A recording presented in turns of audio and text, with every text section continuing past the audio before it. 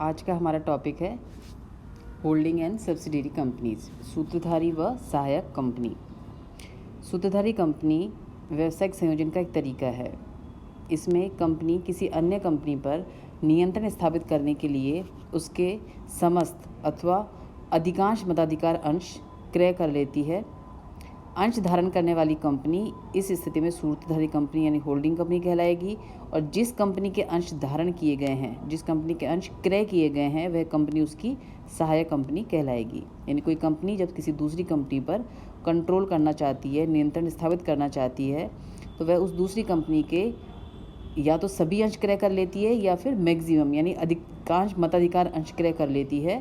तो क्रय करने वाली कंपनी हमारे लिए होल्डिंग कंपनी होगी, और जिस कंपनी के अंश क्रय किए गए हैं वो हमारी सहायक कंपनी कहलाएगी। तो इस अध्याय में जो लेसन हम पढ़ेंगे, इसमें हम होल्डिंग कंपनी और सब्सिडियरी कंपनी के आपस के अकाउंट्स कैसे रखे जाएंगे, कैसे समायोजन किए जाएंगे, वो देखेंगे। वैसे तो सूत्रधारी कंपनी में सहायक कंपनी का पृथक पृथक वैधानिक अस्तित्व होता है। सभी कंपनियां अपने आप में स्वतंत्र इकाइयां होती हैं। इनका अपना संचालक मंडल होता है। इनकी स्थापना अन्य कंपनियों की तरह ही कंपनी अधिनियम के अनुसार की जाती है। प्रत्येक कंपनी अपनी लेखा पुस्तकें भी अलग अलग रखती है और अपने अंतिम खाते भी अलग अलग ही बनाती है। अलग अलग ही उनका अंकेक्षण कराया जाता है। यानी दोनों कंपनियों की सेपरेट एंटिटी है, दोनों अपने अलग अलग खाते रखेगी, अलग अलग उनके फाइन अकाउंट्स बनाएगी, अलग अलग उनके अंकेक्षण कराएगी। उनकी वार्षिक साधारण सभा भी अलग अलग ही होती है। पर चूंकि सूत्रधारी कंपनी की पूंजी का कुछ भाग सहायक कंपनी में विनियोजित होता है, अतः सूत्रधारी कंपनी के अंशधारियों की सूचना के लिए सहायक कंपनी के संबंध में कुछ सूचनाएं देना अनिवार्य है। तो ये जो सूचनाएं हैं वो सहायक कंपनी की आर्थिक स्थिति के बारे में, लाभार्जन क्षमता के बारे में, सहायक कंपनी में सूत्रधारी कंपनी का विनियोग कितना है, उसके लाभांश आदि के संबंध में प्रदान की जाती है, जो हम इस अध्याय में देखेंगे। सूत्रधारी कंपनी की पुस्तकों में सहायक कंपनी के संबंध में जो हम लेखा करते हैं, सूत्रधारी कंपनी द्वारा सहायक कंपनी के अंशों को जब क्रय किया जाता है तो वह सूत्रधारी कंपनी के लिए विनियोग कहलाता है। सूत्रधारी कंपनी द्वारा सहायक कंपनी के अंश जिस वित्तीय वर्ष में खरीदे जाते हैं, उससे पूर्व के यानी उस अवधि के पहले के पिछले वित्तीय वर्षों के अवितरित लाभ अंश अधिग्रहण से पूर्व के लाभ यानी प्री एक्विजिशन प्रॉफिट माने जाएंगे। सहायक कंपनी के अंश वित्तीय वर्ष के यदि प्रारंभ में खरीद लिए गए हैं तो इस वर्ष के जो लाभ होंगे वो हमारे सारे लाभ अंश अधिग्रहण के पश्चात के लाभ यानी पोस्ट एक्विजिशन प्रॉफिट कहलाएगा। लेकिन यदि सूत्रधारी कंपनी ने वित्तीय वर्ष के मध्य में अंशों को क्रय किया गया है तो करंट ईयर के प्रॉफिट्स को भी क्रय की तिथि के आधार पर प्री एक्विजिशन और पोस्ट एक्विजिशन प्रॉफिट के अंदर बांटा जाएगा। अंश अधिग्रहण के पूर्व के लाभ सूत्रधारी कंपनी के लिए पूंजीगत लाभ होते हैं, और अंश अधिग्रहण के पश्चात के लाभ के जो लाभ हैं वो सूत्रधारी कंपनी के लिए आयगत लाभ कहलाएंगे। यानी जिस तिथि को अंश क्रय किए गए हैं सहायक कंपनी के, उस तिथि से पिछली अवधि के जो लाभ है वो उसके लिए पूंजीगत लाभ होंगे, और उस तिथि के बाद के जो लाभ होंगे वो उसके लिए आयगत लाभ कहलाएंगे।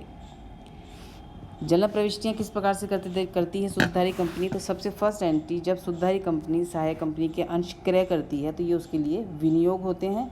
तो हम एंट्री बनाएंगे investment in shares of subsidiary company account debit to bank account. अंश क्रय करने पर ये एंट्री की जाएगी। जब लाभांश की प्राप्ति होती है तो लाभांश दो तरह का हो सकता है हमारा। एक वो लाभांश जो प्री एक्विजिशन यानी पूर्व के लाभों में से बांटा गया हो, और एक जो पोस्ट एक्विजिशन यानी बाद के लाभों में से बांटा गया हो। यदि लाभांश पूर्व के लाभों से बांटा गया है तो फिर ये हमारे लिए कैपिटल डिविडेंड हो जाएगा, कैपिटल इनकम हो जाएगी। तो इससे हम विनियोगों की कॉस्ट को कम करने के काम में लेंगे, इसे हम पीएनएल में ट्रांसफ़र नहीं करेंगे।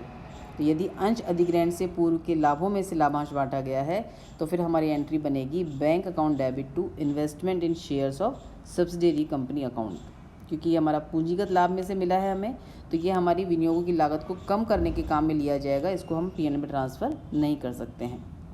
लेकिन यदि लाभांश अंश अधिग्रहण के बाद यानी रेवेन्यू प्रॉफिट में से बांटा गया है, पोस्ट एक्विजिशन प्रॉफिट में से दिया गया है, तो फिर हमारी एंट्री बन जाएगी सिंपल लाभांश प्राप्त होने की bank account debit to dividend account, और वर्ष के अंत में इसको ट्रांसफ़र करने की dividend account debit to statement of PNL account. तो ये हमें ध्यान रखना है।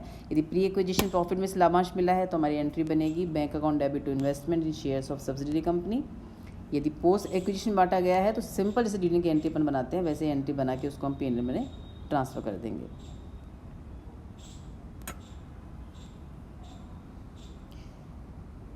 यदि स्थिति ऐसी है कि हमें लाभांश का कुछ हिस्सा मिला है प्री एक्विजिशन में से और कुछ हिस्सा मिला है पोस्ट एक्विजिशन में, तो फिर हम दोनों की कंबाइन एंट्री बन जाएगी। इस स्थिति में लाभांश प्राप्त होने पर हमारी फर्स्ट एंट्री बन जाएगी bank account debit to dividend account. Dividend आएगा उस राशि में से जो पोस्ट एक्विजिशन प्रॉफिट में से दिया गया है। To investment in shares of subsidiary company account, उस हिस्से से जो प्री एक्विजिशन प्रॉफिट में से दिया गया है। इसमें से डिविडेंड का हिस्से को हम P&L में ट्रांसफ़र करके क्लोज कर देंगे। Dividend account debit to statement of P&L account. यदि सूत्रधारी कंपनी को सहायक कंपनी से बोनस अंश प्राप्त होते हैं तो इसके लिए कोई अलग से जनरल प्रविष्टि करने की आवश्यकता नहीं होती है। विनियोग खाते में केवल अंशों की संख्या बढ़ा दी जाएगी, जिसके परिणाम स्वरूप हमारी प्रति अंश लागत मूल्य कम हो जाएगा। अलग से कोई भी एंट्री करने की इसकी आवश्यकता नहीं होती है। इसकी विपरीत परिस्थिति यदि सहायक कंपनी में हानियाँ होती हैं, तो यदि सहायक कंपनी में हानियाँ हो रही हैं तो इसमें हमें यदि हानि पूर्व की हानि है यानी प्री एक्विजिशन लॉसेस हैं, तो फिर ये हमारे लिए चूँकि पूंजीगत हानि है और अंशों को खरीदते समय इन हानियों को ध्यान में रखा गया होगा, अतः उसका समायोजन क्रय मूल्य में कर दिया गया होगा। अतः इसकी अलग से कोई भी एंट्री करने की आवश्यकता या आयोजन बनाने की आवश्यकता नहीं होती है। लेकिन यदि अंश क्रय करने की तारीख के पश्चात सहायक कंपनी के हिस्से में से यदि हानियाँ मिलती हैं, यदि हानि होती है, पोस्ट एक्विजिशन यदि हानि है, तो सूत्रधारी कंपनी अपने हिस्से की हानि के लिए आयोजन बनाएगी। इसके लिए सूत्रधारी कंपनी के लाभ हानि खाते के विवरण को डेबिट और सहायक कंपनियों के हानियों के लिए आयोजन के खाते को क्रेडिट किया जाता है। यानी एंट्री बन जाएगी हमारी statement of P&L account debit to provision for losses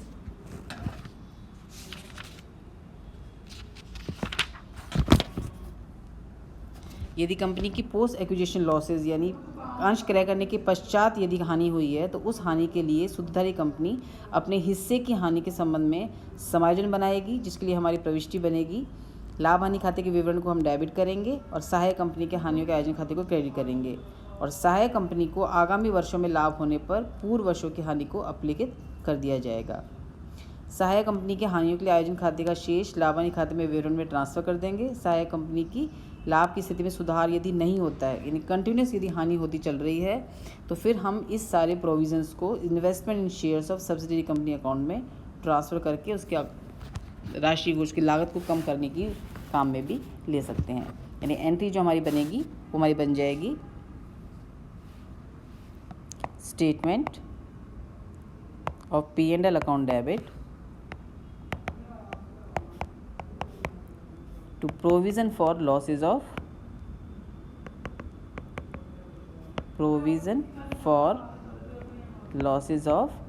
subsidiary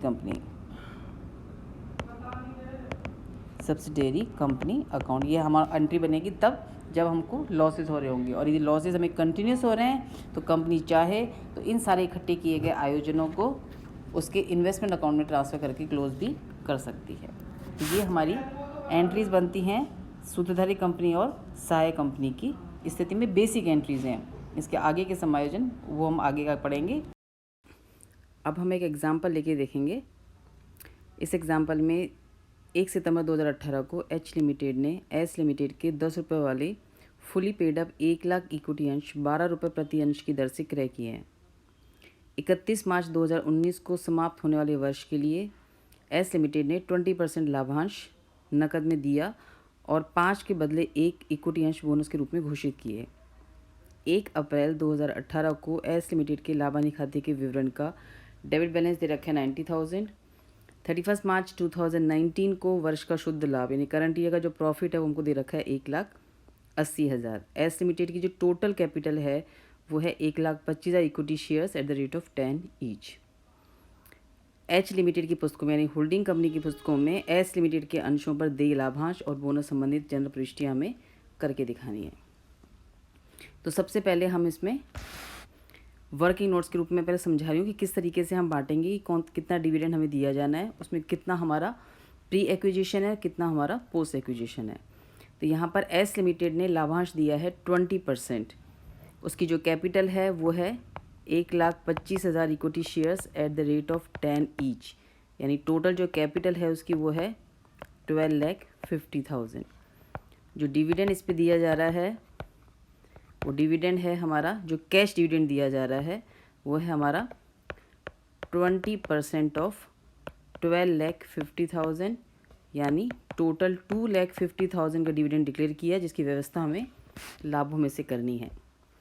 इस 2,50,000 की व्यवस्था के लिए सबसे पहले हम लेंगे करंट ईयर प्रॉफिट।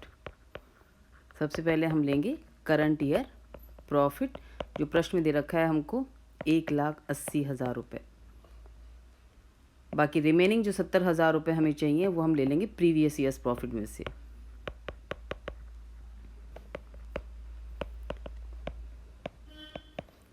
तो टोटल हमारी व्यवस्था इस तरह से हुई है लाभांश की, जिसमें 1,80,000 करंट ईयर प्रॉफिट्स लिए गए हैं, रिमेनिंग 70,000 रुपये हमने पिछले सालों के प्रॉफिट्स में से लिए हैं।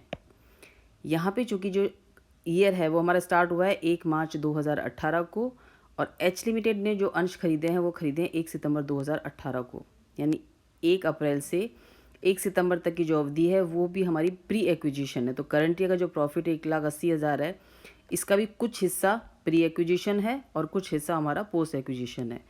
तो चूँकि हमारा ईयर स्टार्ट हुआ है 1 अप्रैल से, तो 1 अप्रैल 2018 टू हमने एक्वायर किए 1 सितंबर को, यानी 31 अगस्त 2018 तक तो हमारी अवधि आ जाएगी प्री, और फ्रॉम 1 सितंबर 2018 टू 31 मार्च 2019 हमारी अवधि आ जाएगी पोस्ट, यानी 5 मंथ्स हमारे प्री हैं, 7 मंथ्स हमारे पोस्ट हैं। तो जो करंट ईयर का प्रॉफिट है इसमें हम निकालेंगे प्री एक्विजिशन प्रॉफिट। जो हमारा प्री एक्विजिशन प्रॉफिट है वो आ जाएगा 1,80,000 इंटू 5/12, और जो हमारा पोस्ट एक्विजिशन प्रॉफिट है वो आ जाएगा 1,80,000 इंटू 7/12। तो इसमें प्री एक्विजिशन प्रॉफिट हमारा आ जाएगा 75,000 और पोस्ट एक्विजिशन प्रॉफिट आ जाएगा हमारा 1,05,000। टोटल 250 में 70,000 तो ऑलरेडी हमारी प्री एक्विजिशन थे, क्योंकि पिछले साल के प्रॉफिट में से लिए गए थे, और 5 महीने की अवधि हमारी प्री है, तो ये दोनों तो हो जाएंगे हमारी प्री एक्विजिशन प्रॉफिट।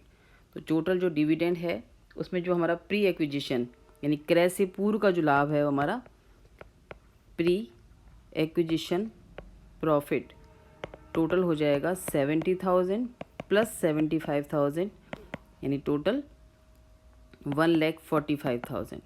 और जो हमारा पोस्ट एक्विजिशन प्रॉफिट है वो हो जाएगा हमारा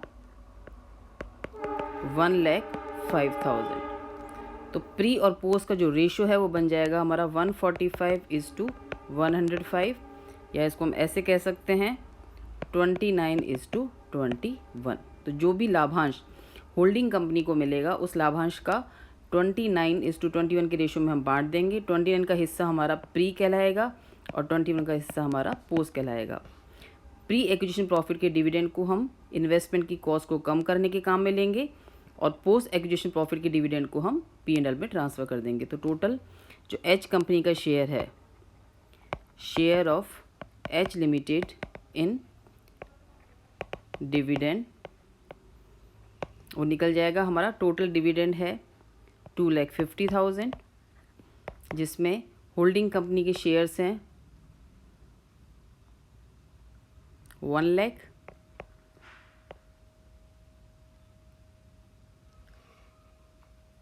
होल्डिंग कंपनी के शेयर्स हैं हमारे 1 लाख, और टोटल शेयर्स हैं हमारे 1,25,000।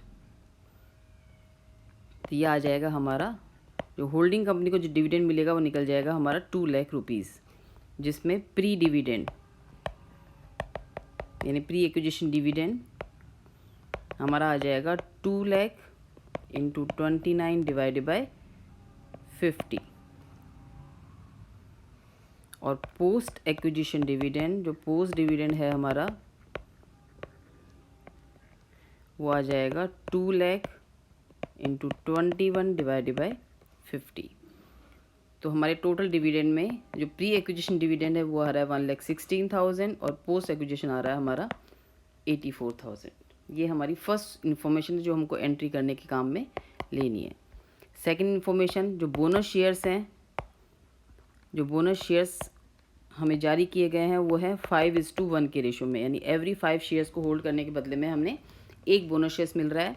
होल्डिंग कंपनी के पास टोटल शेयर्स हैं 1 लाख, तो 1 लाख इंटू 1/5, यानी इनको बोनस शेयर्स मिलेंगे 20,000 बोनस शेयर्स, जो सिर्फ हमको अकाउंट्स में इसके नंबर बढ़ा के दिखाने हैं, इसके अलावा कोई भी एंट्री हमको नहीं करनी है। जो प्री एक्विजिशन डिविडेंड है ये इन्वेस्टमेंट की कॉस्ट को कम करने के काम में लिया जाएगा, और जो पोस्ट डिविडेंड है वो उसको हम ट्रांसफ़र कर देंगे P&L अकाउंट में। अब इसकी एंट्रीज हमारी इस तरह से बनेगी। फर्स्ट एंट्री बनाएंगे हम डिविडेंड रिसीव होने की, तो हमारी एंट्री बन जाएगी बैंक अकाउंट डेबिट, जो टोटल पैसा मिला है हमें 2 लाख रुपए का, ये है in the books of H limited. In the books of H limited हमारी फर्स्ट एंट्री बन जाएगी bank account debit to 2 lakh date of receipts को, जब भी पैसा हमको मिलेगा डिविडेंड का। इसमें प्री को आप ट्रांसफ़र कर देंगे investment in shares of S limited, S limited account, और जो पोस्ट डिविडेंड है उसको हम ट्रांसफ़र कर देंगे टू डिविडेंड अकाउंट। तो प्री डिविडेंड का हिस्सा है हमारा 1,16,000 और पोस्ट का है हमारा 84,000। जो पोस्ट का डिविडेंड है उसको हम P&L से क्लोज कर देंगे, तो नेक्स्ट एंट्री बन जाएगी हमारी dividend account debit to statement of P&L account, statement of profit and loss account, ये हम ट्रांसफ़र कर देंगे 84,000। तो ये हमारी एंट्रीज बनेगी लाभांश प्री की और पोस्ट की, और इस तरह से उसको निकाला जाएगा। अब हमारा इन्वेस्टमेंट अकाउंट कैसे बनेगा? इन्वेस्टमेंट अकाउंट में सबसे पहले हमारी एंट्री बनेगी इन्वेस्टमेंट जब परचेज़ किया था एच लिमिटेड ने, तो सबसे पहले 2000